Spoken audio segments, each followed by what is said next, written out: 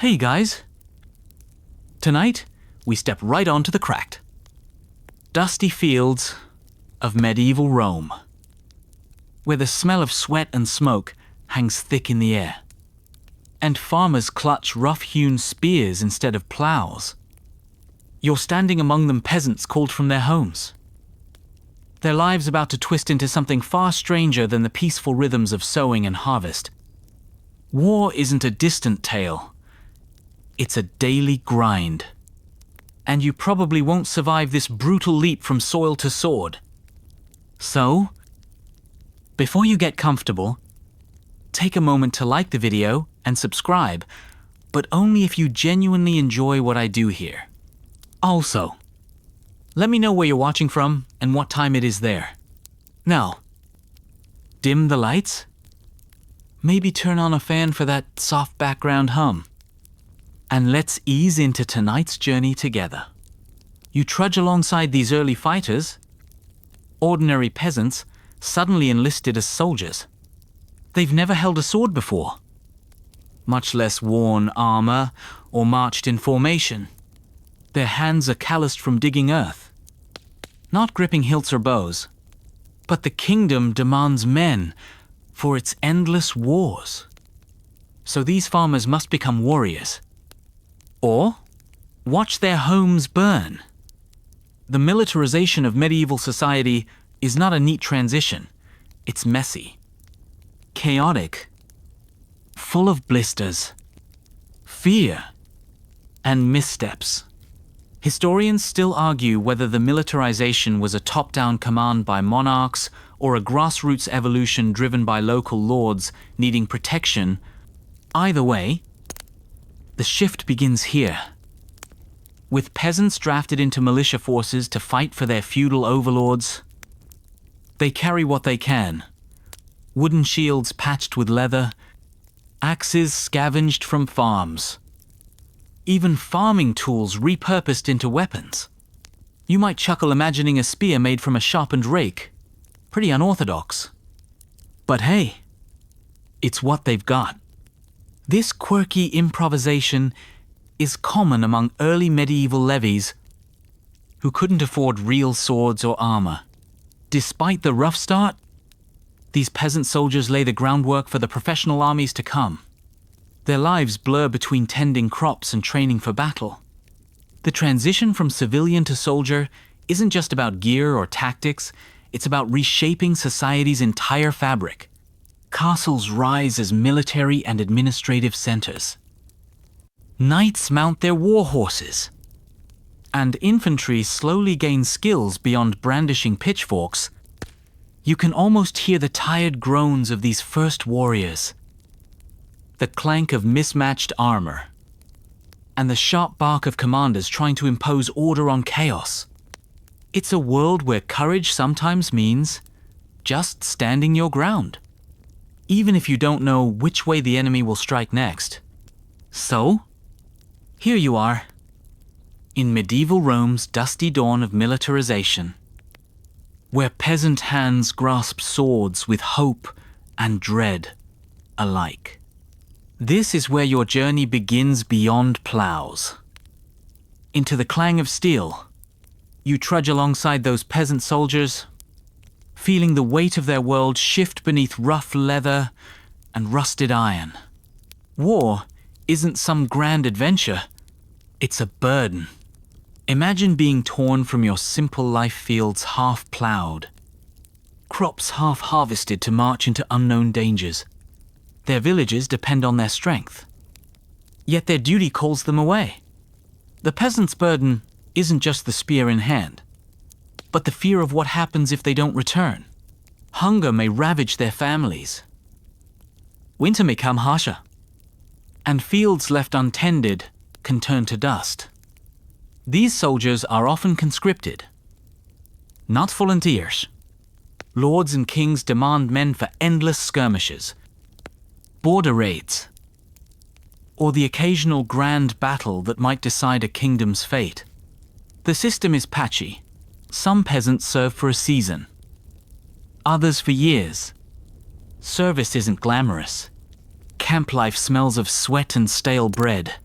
Nights are cold and punctuated by the moans of the wounded. Food is scarce. Discipline is harsh.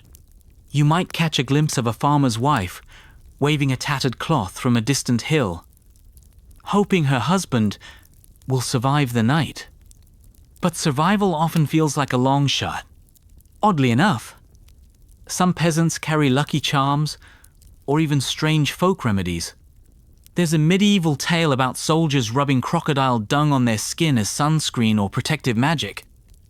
You might cringe, but disparate times call for disparity, or at least bizarre measures. These oddities show the blurred lines between superstition and soldiering, part science, part faith. All very human. Historians still argue whether the peasant soldiers' morale was driven more by fear, loyalty, or simple survival instinct. Some say bonds to their lords held them firm. Others suggest it was sheer necessity.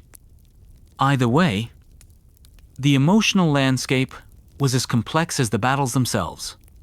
These men weren't just weapons, they were scared. Tired humans, caught in the grind of a militarizing society. You start to understand that becoming a soldier meant more than learning to wield a sword. It meant juggling life and death, family and duty, tradition and change.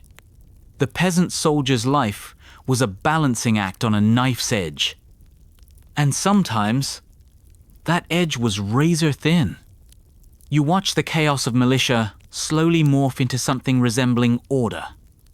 Early on, these peasant soldiers assemble as a ragtag bunch more accidental army than well-drilled force. Their spears poke the air like wild weeds. Their shields bear the marks of farming tools and old scraps. But over time, lords and commanders realize that relying on an unruly mob won't win battles.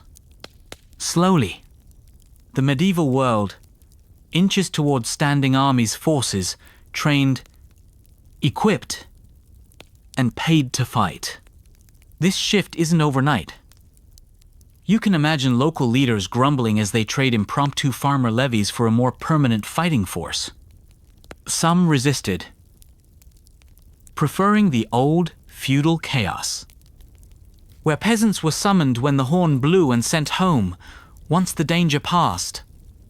But war is relentless, and the demand for skilled soldiers grows. The result, early professional soldiers emerge less peasant, more warrior. Quirky side note, some medieval commanders experimented with drunken drills, where soldiers trained sober in the morning but practiced maneuvers after a midday ale. The logic: getting used to fighting tipsy prepared them for the chaos of real battle. You might chuckle picturing peasants swinging swords under the influence. But hey, morale and practice matter in odd ways.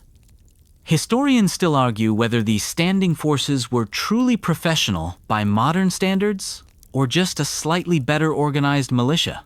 Some scholars say true professionalism didn't arrive until the late Middle Ages. Others trace its roots to these early experiments. Either way, you're witnessing a society on the brink of transformation from citizen farmers pressed into service to soldiers who wear their calling like armor. As this evolution unfolds, training becomes more systematic. Drill instructors bark orders, emphasizing formation and discipline.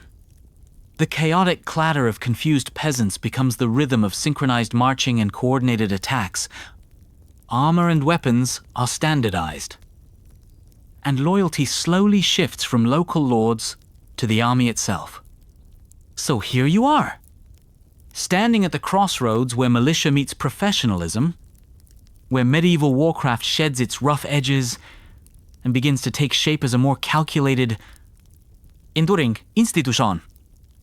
You feel the pulse of ancient Rome's military legacy beating beneath the medieval dust. Though centuries have passed since legions marched in perfect ranks along the empire's borders, their shadow still shapes the soldiers before you. Discipline, strategy, and organization. These aren't just modern concepts, but echoes from Roman centuries past. The medieval commanders eagerly adopted Roman battle formations like the testudo, where soldiers locked their shields overhead, creating an impenetrable shell. Though crude compared to the empire's precision, these tactics gave medieval infantry an edge against cavalry charges and missile volleys. You might picture a group of peasants, grimy and bewildered, huddling under overlapping shields, mimicking maneuvers taught by lords who revered Rome's glory. Here's a quirky detail. Some soldiers carried small statuettes or charms of Roman gods into battle, hoping for divine favor. Jupiter and Mars weren't just names in dusty books. They were spiritual anchors in a turbulent world. This blend of pagan symbolism with rising Christian faith created a unique medieval warrior mindset where faith and steel clashed and coexisted. Historians still argue whether medieval armies truly mastered Roman military science or merely borrowed superficial elements. Some say the decline of literacy and centralized command meant that medieval forces could only imitate Rome's grandeur, never replicate it. Others suggest that oral tradition and battlefield experience preserved crucial tactical knowledge. You notice how these ancient lessons influence everything from camp organization to supply lines? Medieval soldiers march with the awareness that their discipline might mean the difference between life and death, echoing legions long gone but never forgotten. So, you find yourself standing at the crossroads of history where medieval peasant soldiers inherit the spirit of imperial legions. Striving to become professionals in a world forever shaped by Rome's enduring military legacy, you lean in closer to see what a medieval peasant soldier actually wore. Spoiler, it wasn't shiny armor from a fantasy film. Imagine a jumble of mismatched gear, patched leather, and dented metal, cobbled together from whatever was available. Full plate mail was a rarity, an expensive dream, mostly for knights and nobles. Most peasants made do with leather jerkins stiffened by boiled layers or chainmail if they were lucky enough to scavenge it. The typical soldier's armor might be a thick, padded gambeson, a quilted jacket that offered surprising protection against cuts and arrows. Shields were often round or kite-shaped, painted crudely with the colors or symbols of their lord.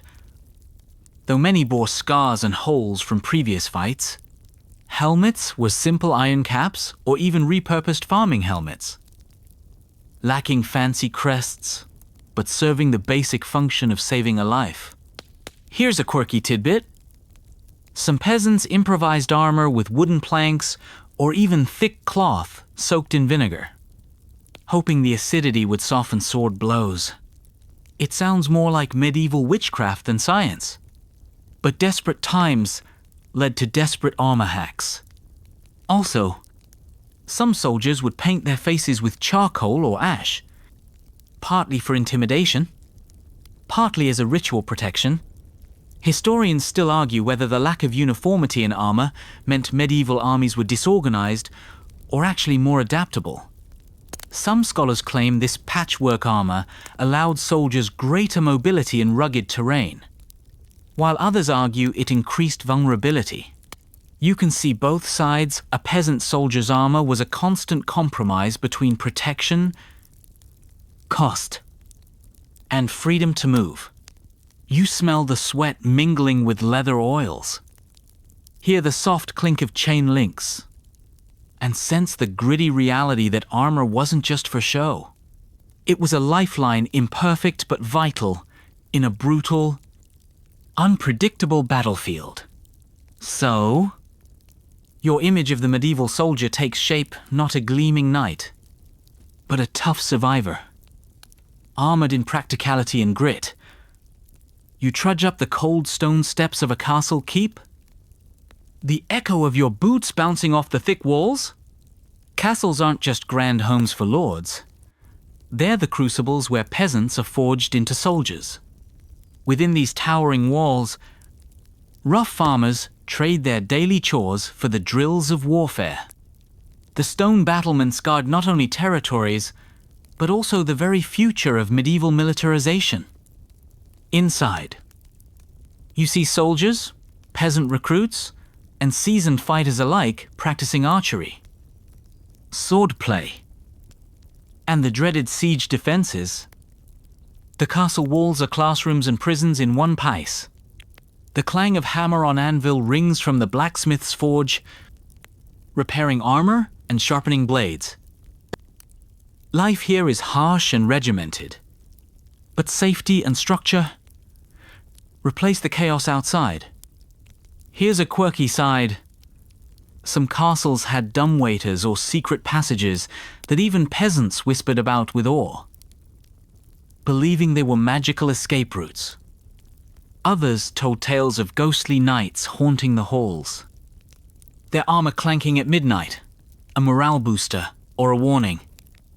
Depending on who you asked, historians still argue whether castles truly improved soldier effectiveness or just created a false sense of security. Some claim soldiers trained within thick walls lacked battlefield adaptability, while others insist castles were vital training grounds that shaped disciplined warriors. The truth likely lies somewhere between these perspectives. You can almost taste the dust in the air and feel the chill seeping through chainmail as peasants learn to stand, watch, repel invaders, and understand the unforgiving nature of medieval siege warfare. Castles are more than stone and mortar. They are schools, barracks, and symbols of a society becoming ever more militarized. So, you stand beside those ancient battlements, watching peasants transform into soldiers brick by brick, drill by drill within the cold embrace of the castle. You watch as the divide sharpens between the clanking knights astride their horses and the weary infantry slogging through mud on foot. Knights are the showpiece's armored elites, galloping into battle with banners flying while infantry, often former peasants, make up the army's gritty backbone. This isn't just about equipment. It's a growing social split. Knights undergo rigorous training from boyhood, learning horsemanship, swordsmanship, and chivalry's complicated dance.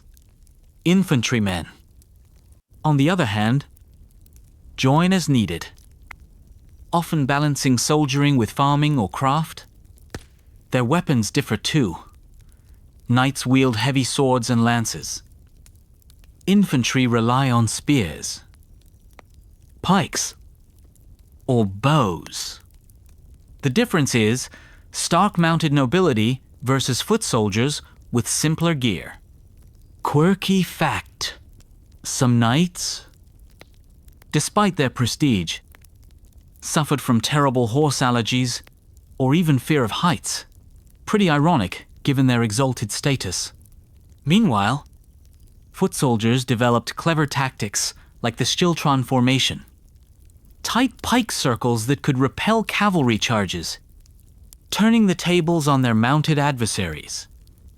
Historians still argue whether the rise of infantry tactics eventually made knights obsolete, or if the two roles always complemented each other. Some suggest the declining battlefield dominance of knights paved the way for professional foot soldiers. Others see knights as forever central to medieval warfare's culture and spectacle. You hear the thud of hooves and the grunt of soldiers marching side by side, two worlds colliding on battlefields. The contrast isn't just physical but symbolic power and privilege versus endurance and numbers. Yet, without one, the other can't prevail. So, your journey reveals a society split by social rank, but united by the growing necessity of war, where knights and infantry carve distinct but interconnected paths through history's bloody pages. You trace the tangled web of feudal obligations that bind peasants, knights, and kings into a complex military tapestry. Military service isn't just a personal choice. It's a duty woven into the very fabric of medieval society. Lords call their vassals to arms. Vassals summon their peasants. And peasants pick up weapons not just out of loyalty, but out of necessity, fear, and sometimes downright coercion. You stand amid a village square where a lord reads aloud the summons, the peasants exchanging worried glances. Serving the lord means risking life and limb. But refusal can lead to fines, loss of land, or worse, military service thus becomes a currency of survival and status. A social contract with high stakes. Here's a quirky detail. Some peasants tried to dodge service by pretending to be mad or physically unfit. No surprise. Since the draft was a dreaded ordeal, medieval disabilities were sometimes self-inflicted or exaggerated, adding a layer of dark humor to military muster rolls. Historians still argue whether feudal levies were effective armies or just reluctant mobs cobbled together under pressure. Some scholars highlight the discipline instilled by this system, while others stress its inefficiencies and the rise of mercenary forces as a response. You can almost hear the barked orders, the clinking armor, and the rustle of nervous peasants adjusting their crude gear, knowing their fate depends on forces larger than themselves. Military obligation is both a social bond and a source of tension binding society while straining it to the breaking point. So, you witness the medieval military as a living, breathing network of relationships, where swords and loyalty intersect in unpredictable ways. Shaping the rise of professional soldiering, you find yourself in the shadowy halls of monasteries, where the line between prayer and battle blurs. The military orders Knights Templar, Hospitallers, and others are born. Warrior monks sworn to defend faith and kingdom alike. These men shed ordinary peasant roots, donning armor not just for war, but as symbols of holy duty. They embody a unique blend of spiritual zeal and martial discipline that reshapes medieval soldiering. Within these orders, rigorous training mixes with prayers and rituals. Their lives are a cycle of devotion and defense, embodying ideals of honor, sacrifice, and brotherhood. You might catch a glimpse of a Templar polishing his sword beside a candlelit chapel, murmuring prayers before marching into battle. Quirky tidbit. Some orders developed secret hand signals and coded language to communicate silently during sieges or missions. A medieval version of covert ops. The combination of faith and tactics makes these orders both respected and feared. Historians still argue how much influence these orders had on the broader militarization of society. Some say they were elite exceptions, distant from everyday peasant soldiers. Others argue they set standards in training, discipline, and organization that trickled down into secular armies. You hear the clang of armored boots echoing alongside Gregorian chants, a haunting soundtrack to a world where religion and war are inseparable. The military orders stand at a crossroads. Holy men, fierce fighters, and early professionals in a rapidly evolving martial landscape. So, you witness a new kind of soldier, forged in prayer and steel, marking a turning point in medieval militarization that reaches far beyond the battlefield. You brace yourself for the grinding siege, an ordeal that turns soldiers from warriors into survivors. Siege warfare dominates medieval battlefields, transforming open combat Into long, brutal contests of endurance and engineering. Castles and fortified cities aren't just obstacles.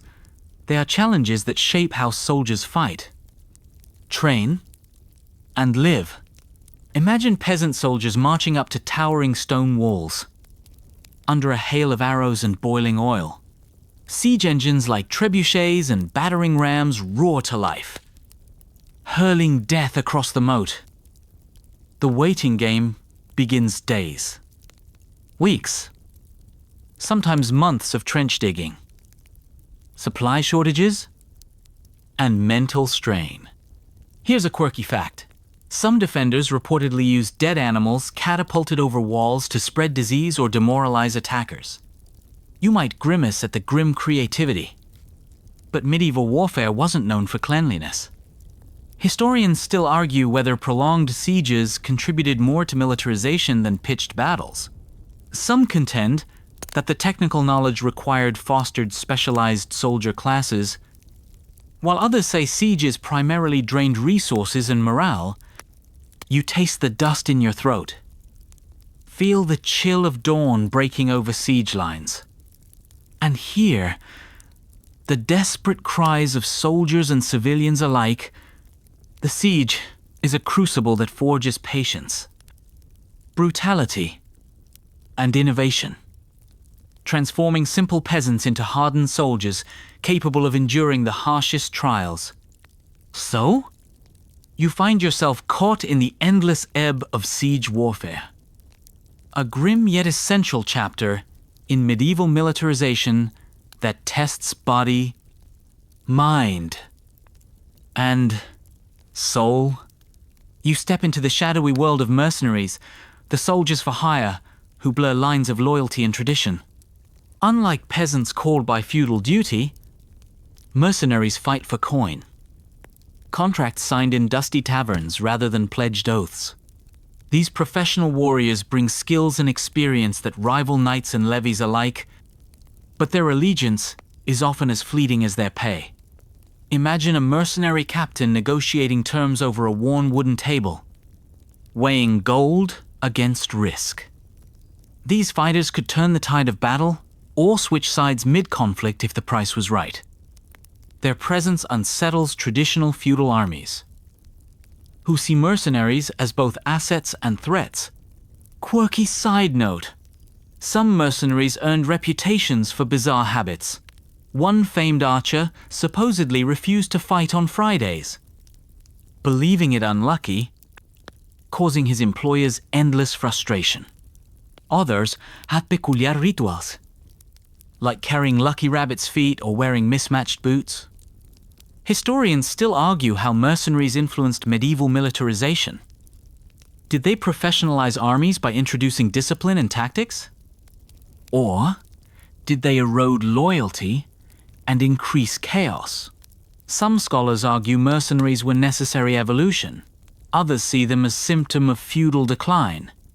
You hear the clink of coin, the murmurs of deals struck, and the wary eyes of peasants watching these hired swords who answer to none but gold.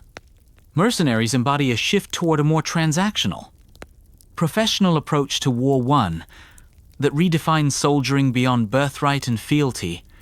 So, you stand on the battlefield's edge, where loyalty is bought and sold, and the mercenary's sword gleams with both promise and peril.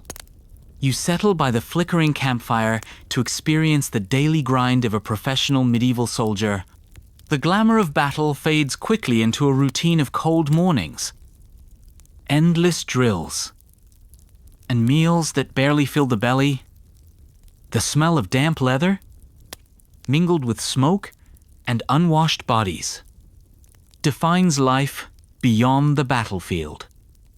These soldiers wake before dawn, tightening straps, repairing armor, and cleaning weapons.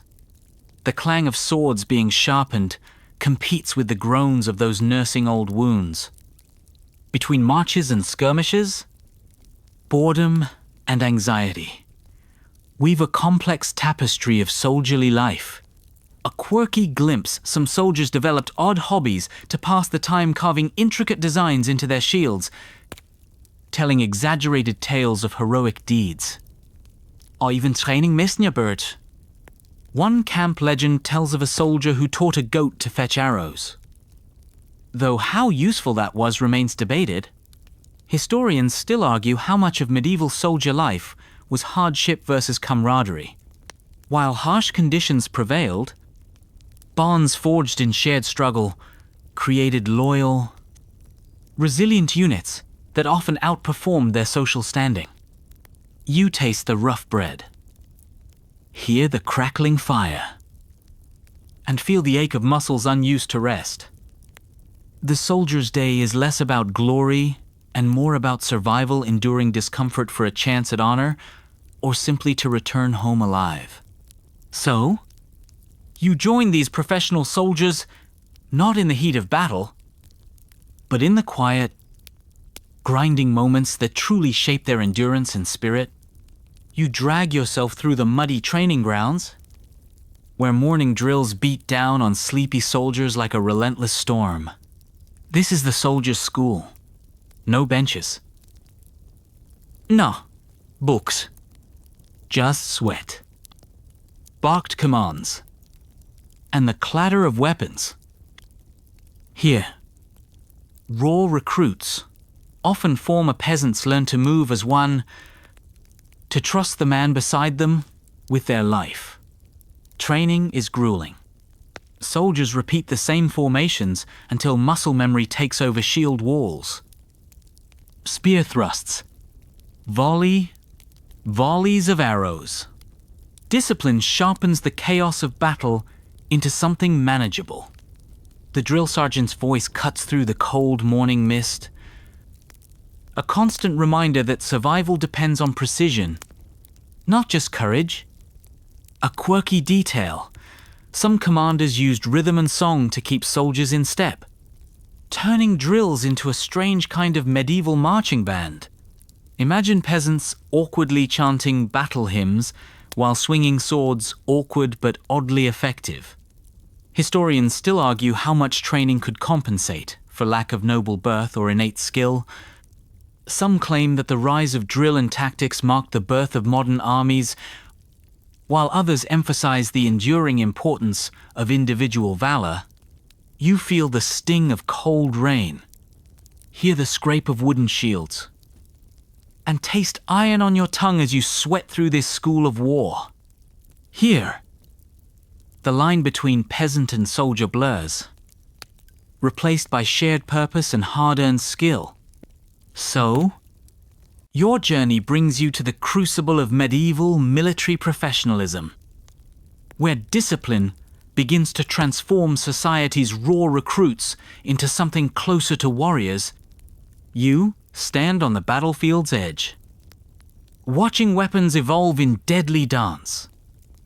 The spear remains trusty, but new players enter the fray. The crossbow, for one, shakes the medieval world. Unlike traditional bows, crossbows require less training and deliver powerful, accurate shots, capable of piercing armor. This technology levels the playing field, giving even peasants a fighting chance against knights. You notice soldiers proudly carrying crossbows, their bolts loaded and ready. The whir and click of these weapons echo as they unleash death from a distance. Though slower to reload, their impact is undeniable, and commanders eagerly integrate them into battle plans. A quirky fact: some crossbowmen reportedly added poison to their bolts, hoping to guarantee a kill.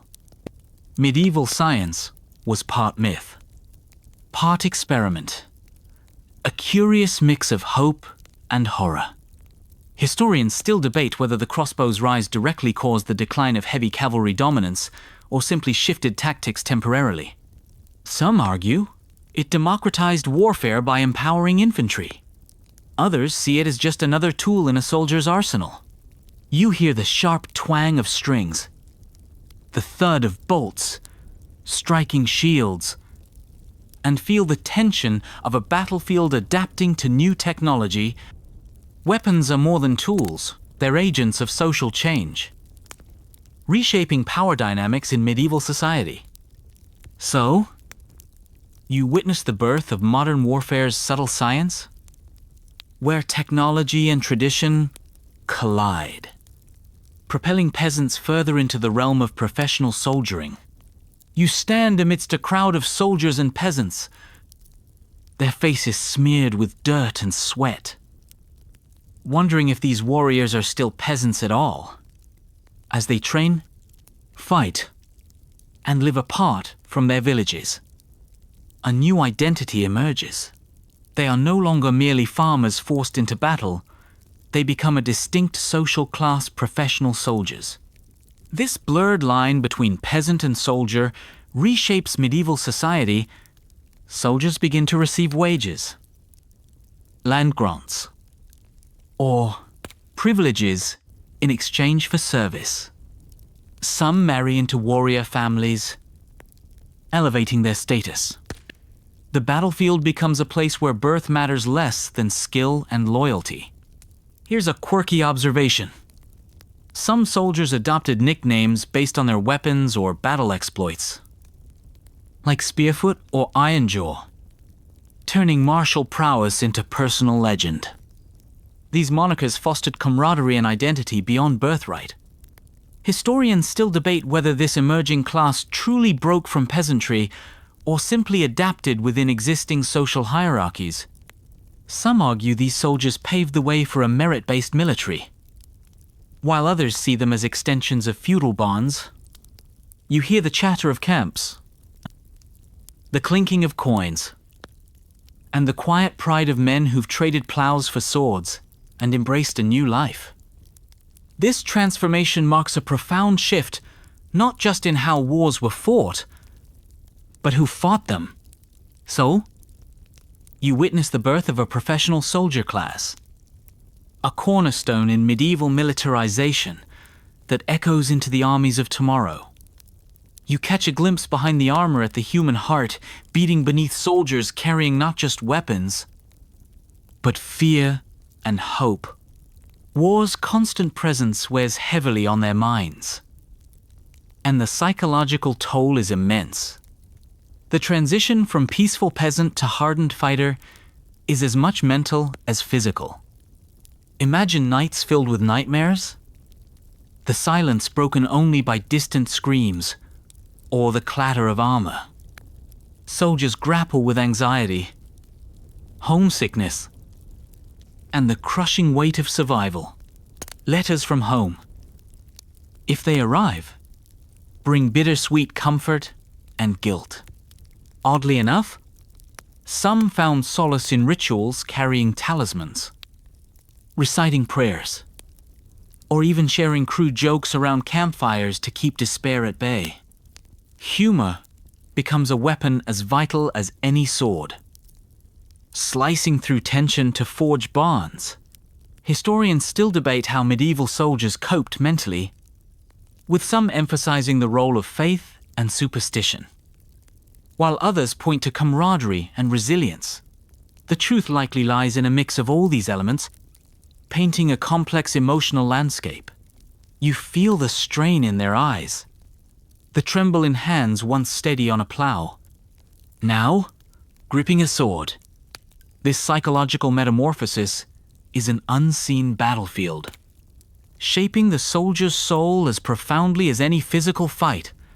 So, you stand witness to the inner wars of medieval soldiers, silent, personal struggles beneath the clang of steel, integral to the militarization of society.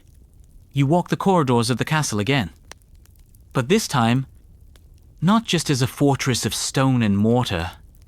Castles become military and social hubs, places where the lines between soldier, servant, and civilian blur. The great halls echo with strategy talks, feasts, and training drills, creating a unique ecosystem that sustains militarization. Within these walls, soldiers eat, sleep, and prepare for campaigns. Peasants turned warriors serve their lords, but also find community and identity. Castles offer protection from outside chaos and foster the discipline necessary for professional soldiering. Quirky tidbit: some castles had chapels, where soldiers prayed before battles, while nearby kitchens cooked for hundreds, including mercenaries with bizarre dietary demands. Rumors say one captain insisted on eating nothing but roasted dormice. Historians still debate the castle's dual role. Were they primarily defensive structures or military schools? Some argue castles were the birthplace of modern armies due to their training functions.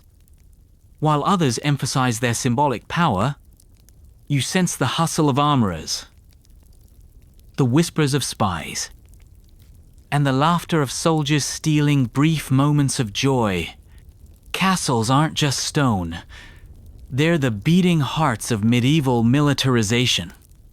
So, you stand within these fortified microcosms, witnessing how military life and society intertwine behind thick walls. You step into the bustling streets of a medieval town, where the clang of blacksmiths' hammers mixes with the shouts of townsfolk preparing for defense. Urban militias are rising citizen soldiers stepping up to protect their homes as kingdoms' borders grow unstable. These militias blur the line between civilian and soldier even more than their rural counterparts. Unlike peasants pressed into feudal levies, urban militias are often better equipped, with access to crossbows, halberds, and sometimes even early firearms. Training varies, but the sense of community defense fosters pride and cohesion. Town walls buzz with drills, and watchmen patrol anxiously through narrow alleys. A quirky note: some towns had militias with eccentric traditions, like electing a captain of the goose, a symbolic leader whose duties included organizing practice battles with live geese. Don't ask why. These rituals helped build morale and a shared identity. Historians still debate the effectiveness of urban militias. Were they competent defenders or merely symbolic forces? Some scholars credit them with successfully resisting invasions, while others highlight their limitations compared to professional armies. You hear the rhythmic march of citizen soldiers, the clatter of armor on cobblestones, and the murmur of town meetings deciding who must fight next. These militias represent a crucial step in the militarization of society, empowering common folk to become guardians of their own destiny. So, you find yourself amidst this growing movement, where townsfolk transform into soldiers not just by command, but by choice, weaving new threads into medieval military fabric. You feel the crushing weight of war not just on swords, but on the purse strings of kingdoms and peasants alike. Economic pressures fuel militarization as the cost of raising, equipping, and maintaining armies soars. Peasants bear the brunt, taxed heavily to fund campaigns they're forced to join, often at great personal loss. The demand for weapons, armor, food supplies, and horses strains local economies. Lords impose le vie, force labor, and commandeer crops, disrupting agricultural cycles. Markets falter as men march away, and families struggle to survive. The militarization of society isn't just a military evolution, it's an economic upheaval. Here's a quirky tidbit: some peasants paid war taxes in kind, delivering unusual goods like honey, cheese, or even geese to fund armies. Occasionally, these bizarre levies sparked humor or rebellion, depending on how badly the goose was treated. Historians still argue whether economic strain accelerated the shift to professional armies or prolonged feudal levies. Some suggest that rising costs made paid standing forces more practical. Others believe economic hardship delayed military reforms. You hear the murmurs of disgruntled villagers, the clink of coin changing hands, and the sighs of lords balancing war ambitions against dwindling resources. Economics is an invisible battlefield shaping medieval militarization as much as any sword. So, you witness a world where war reshapes not only armies, but the very fabric of society's wealth and survival. You step into the lively debate halls of historians, where the question echoes mercenaries or feudal levies who truly shaped medieval armies. Both sides make compelling cases. Feudal levies, bound by duty and tradition, offered loyalty and deep ties to land and lord. Mercenaries, meanwhile, brought professionalism, skill, and a focus on results over allegiance. Imagine medieval commanders juggling these forces, a patchwork army of hired swords and reluctant peasants, each with their own motivations. Mercenaries sometimes clashed with levies, their priorities misaligned. The result was a complicated military mosaic, rich in tension and opportunity. Quirky fact: some mercenaries were notorious for switching sides mid-battle if a better offer appeared, earning nicknames like Silver Tongue or the Wandering Blade. This mercurial loyalty made commanders both grateful and wary. Historians still debate how much mercenaries contributed to the rise of professional armies versus accelerating the decline of feudal military structures. Some see them as pioneers of modernization, others as symptoms of a fragmented society.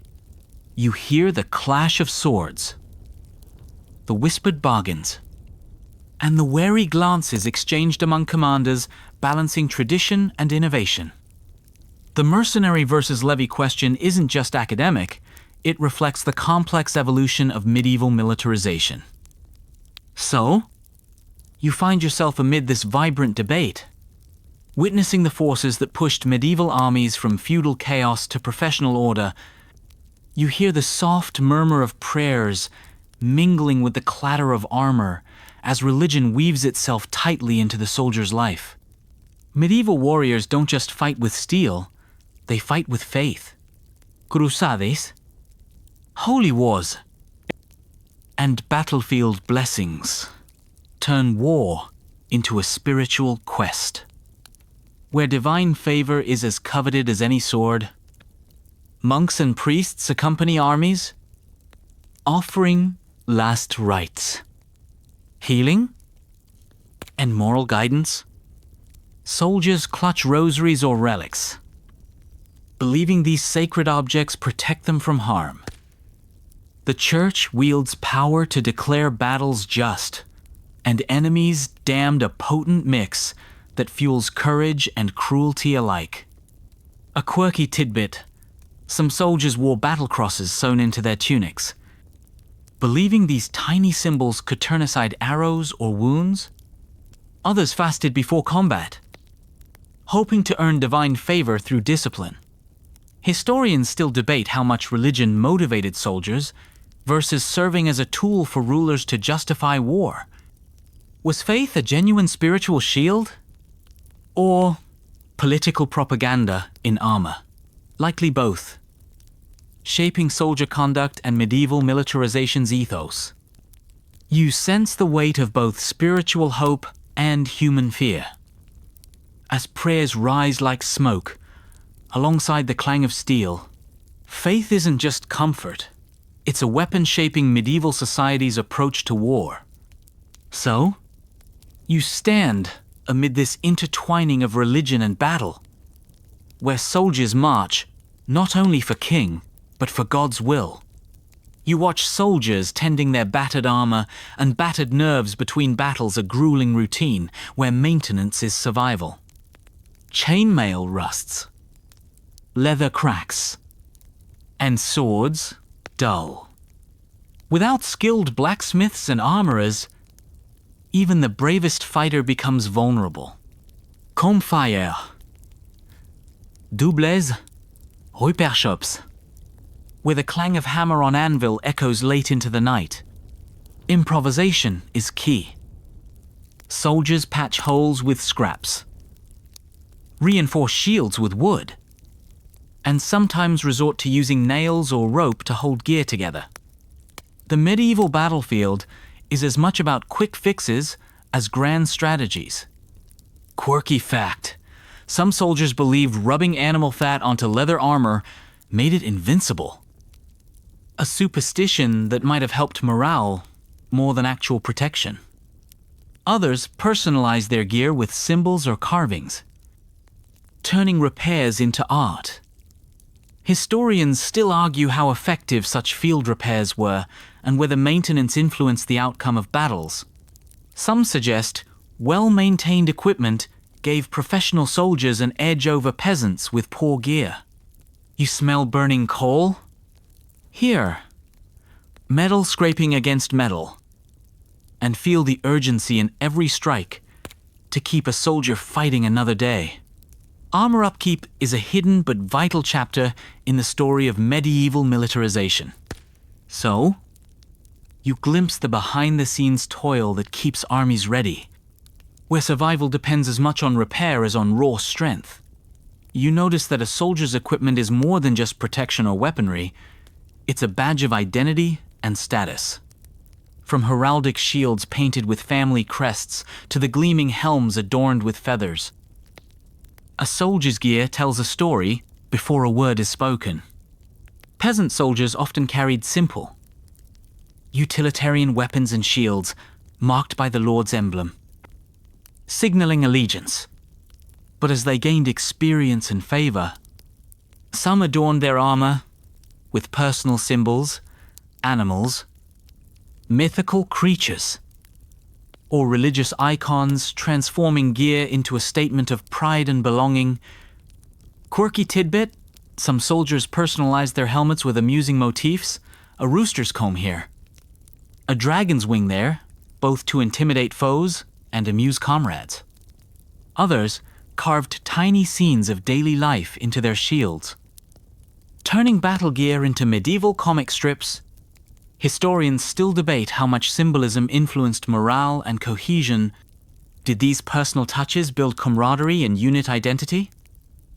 Or did they distract from the grim business of war? Likely, they did a bit of both.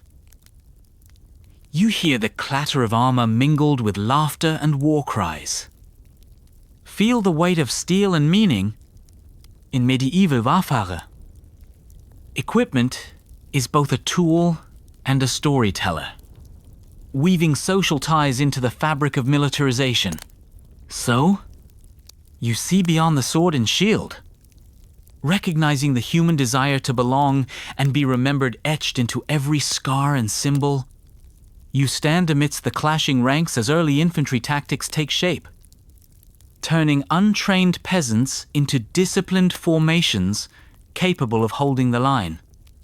The chaos of individual combat gives way to organized maneuvers, shield walls, spear phalanxes, and tightly packed ranks march as one.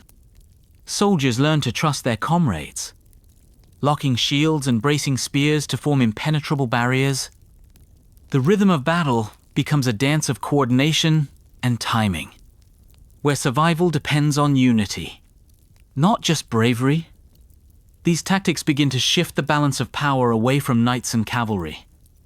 Quirky tidbit: some commanders use drums and horns to signal complex movements, creating battlefield symphonies that could confuse enemies and inspire allies. One legendary drummer was said to have kept a beat so steady it kept a charging cavalry at bay. Historians still debate the origins and effectiveness of these early tactics. Did they emerge from trial and error among peasants?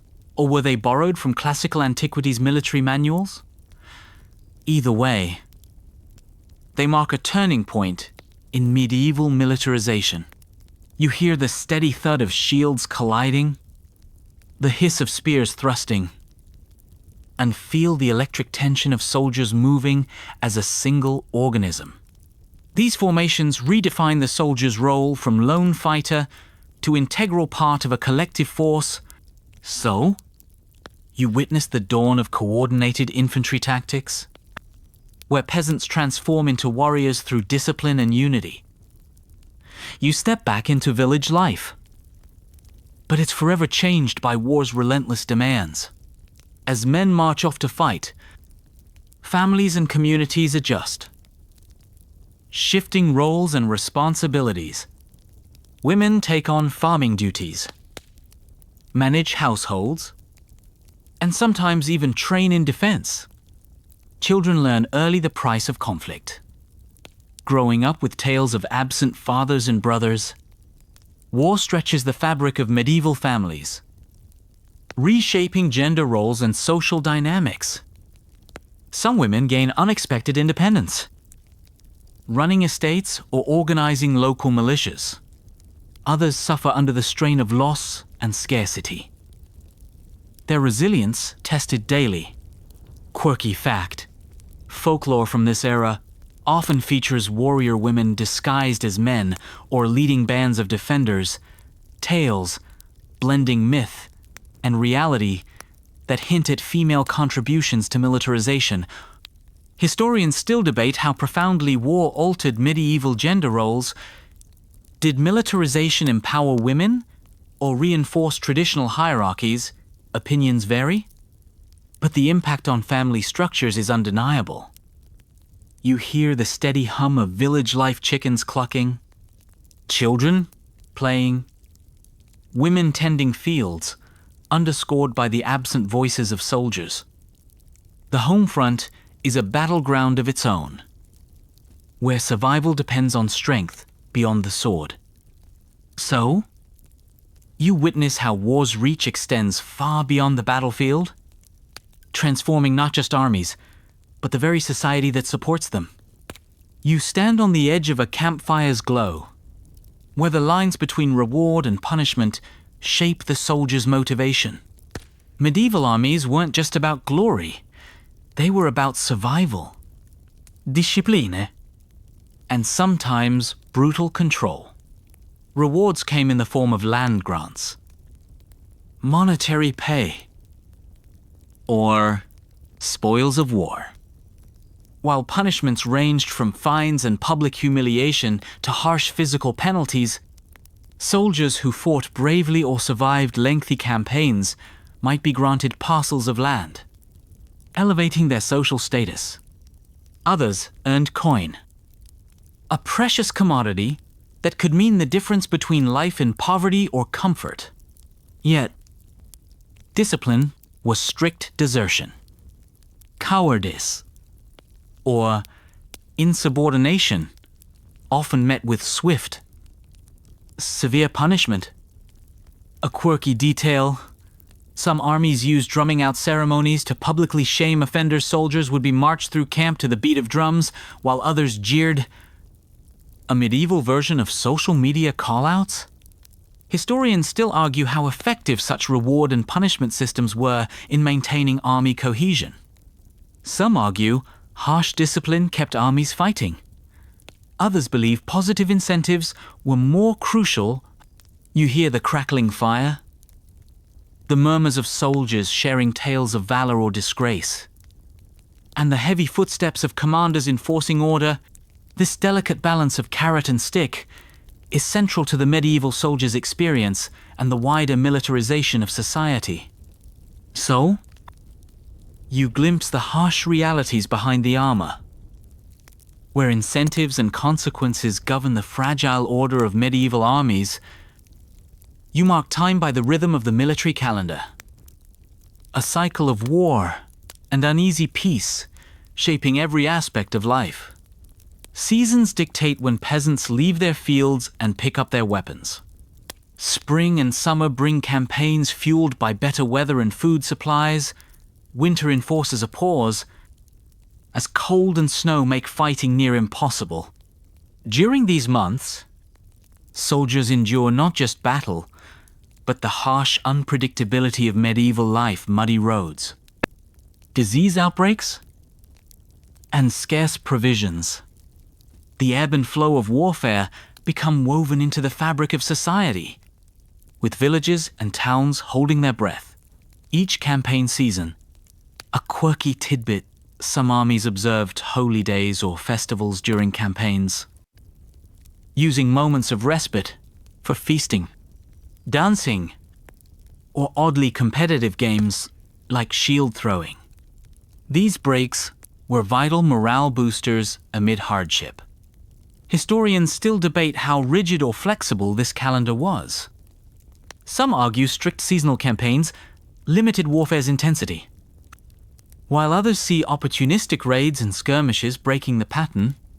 You feel the chill of early spring morning marches, hear the laughter of soldiers in brief respite, and taste the bittersweet relief when a battle season ends. The military calendar is more than dates. It's a heartbeat, syncing war to life itself. So, you witness the cyclical nature of medieval militarization, where the seasons govern swords as much as the sun.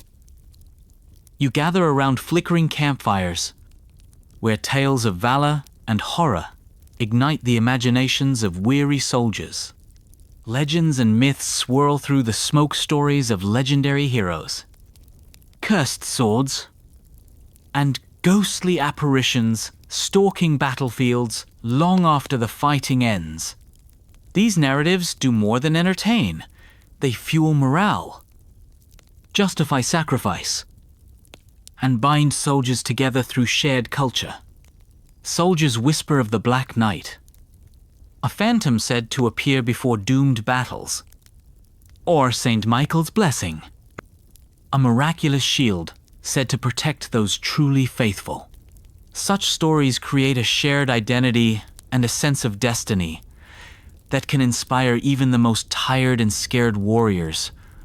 Quirky note: some camps had storytellers who embellished tales to comedic extremes, turning brutal battles into epic sagas filled with exaggerated feats and humorous mishaps, keeping spirits high. Historians still debate how much these legends influence soldier morale versus serving as simple distractions. Some argue myths were vital psychological tools. Others see them as folklore with limited practical impact.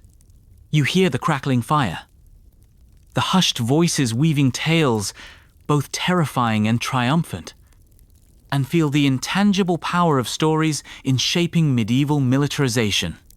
So, you experience how myths and legends become weapons of the mind, forging courage and camaraderie amid the chaos of war. You stand at the dawn of a new era, witnessing the gradual shift from feudal levies to paid, professional armies. Kings and lords, tired of unreliable militias and wavering loyalties, begin to hire full-time soldiers, offering steady wages and specialized training.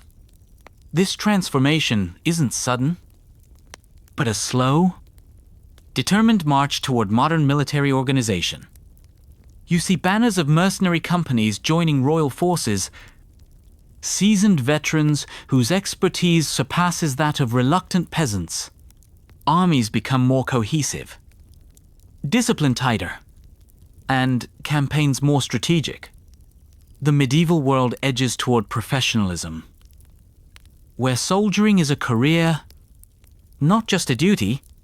Quirky detail: some mercenary companies develop their own codes of conduct and rituals, resembling early military fraternities.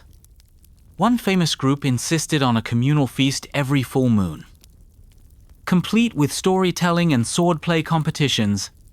Historians still argue about the speed and extent of this shift. Some claim professional armies were rare exceptions for centuries. Others see them as the inevitable future crystallizing during this period. You hear the steady march of organized troops, the crisp orders replacing chaotic shouts, and feel the weight of a society reshaping itself through militarization. So, you witness the birth of paid professionalism in medieval armies, a turning point that echoes into modern warfare. You stand at the crossroads of history. Gazing back over the path, medieval militarization has carved the transformation from plow-wielding peasants to disciplined, professional soldiers reshaped kingdoms and societies alike. This evolution forged new identities, social orders, and power structures that echo through centuries. You sense the echoes of clashing swords replaced by the steady march of trained armies. Castles and fortresses become hubs of military life, and the once chaotic battlefield gains structure and strategy. Soldiers, once bound solely by birth and obligation, now fight as professionals. Mercenarios, or committed defenders of their communities. A quirky memory surfaces. Remember the drunken drills and crossbow poisonings? These oddities remind you that even amid war's seriousness, humanity's quirks persist. Historians still debate the nuances, how fast the change came, how much it altered society, and who truly benefited. Yet, none deny that medieval militarization laid the groundwork for the modern military world. Now, dim the lights further as you let the night settle. Feel the tension of centuries ease into quiet reflection. The clamor of swords fades to a gentle whisper. The smoke of campfires to soft embers. Rest assured that the stories you carry forward are threads in the grand tapestry of history. So, you close your eyes, breathing in the lingering sense of leather and steel, the shadows of knights and peasants fading into dreams.